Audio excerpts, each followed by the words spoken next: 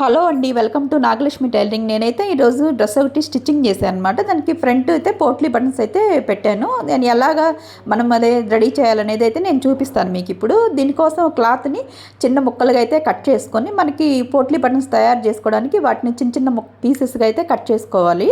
దానికి బాల్ అయితే దానిలో పెట్టి చుట్టుకొని చిన్న మనకి బటన్ లాగా అయితే తయారు చేసుకోవాలి. చిన్న చిన్న ముక్కలుగా అయితే కట్ చేసుకొని దాన్ని పోట్లీ బటన్స్ థర్మాకోల్ బాల్స్ అయితే తీసుకోవాలండి. థర్మాకోల్స్ బాల్స్ దానిలో పెట్టేసి అలా పూలు కనుక మాల కట్టినట్టు కట్టి అలాగైతే మనం బటన్స్ అన్నీ తయారు చేసుకోవాలి. అన్నీ అలాగా రెడీ చేసుకున్న తర్వాత మనకి ఫ్రంట్ మోడల్ అయితే ఇలాగైతే కట్ చేసుకోవాలండి. కట్ చేసుకొని నెక్ మోయినంగా మనం ఇలా ఇలా సెట్ చేసుకోవాలి. సెట్ చేసుకొని కట్ చేసుకున్న తర్వాత ఈ బటన్స్ని అయితే ఇలాగ మధ్యలో పెట్టేసి స్టిచ్చింగ్ చేయాలండి. నేను స్టిచ్చింగ్ చేసే ముందు దానికి పైపింగ్ కూడా యాడ్ చేశాను అనమాట. పైపింగ్ వేస్తే లుక్ బాగుంటుంది. ఇంకా ఓన్లీ వేసే కన్నా కూడా మనం పైపింగ్ వేసుకుంటే ఇంకా లుక్ బాగుండిద్ది. చూడండి, ఇలా అయితే రెడీ అయింది డ్రెస్ అయితే. పైపింగ్ వేసి దానికైతే పోట్లీ బటన్స్ అయితే అలా యాడ్ చేశాను.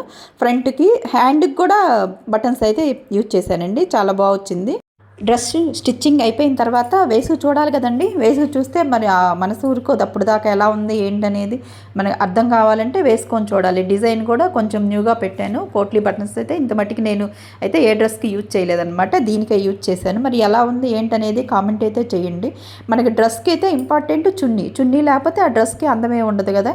దానికైతే చున్నీ అయితే నేను ఇలాగైతే తీసుకున్నాను. ఎల్లో కలర్ తీసుకున్నాను. చాలా బాగుందండి. చున్నీ కూడా చిన్న లేస్ అయితే వచ్చింది. దానికి ఎలా ఉందనేది కామెంట్ చేయండి. డ్రెస్ డిజైను చున్నీ అన్ని కాంబినేషన్ బాగుందా, ఎలా ఉంది, లైక్ చేయండి, సబ్స్క్రైబ్ చేయండి. ఇలాంటి వీడియోస్ అన్నీ నేను మళ్ళీ ఎప్పటికప్పుడు న్యూగా అన్నీ చేస్తూ ఉంటానండి. నచ్చితే లైక్ చేయండి, సబ్స్క్రైబ్ చేయండి.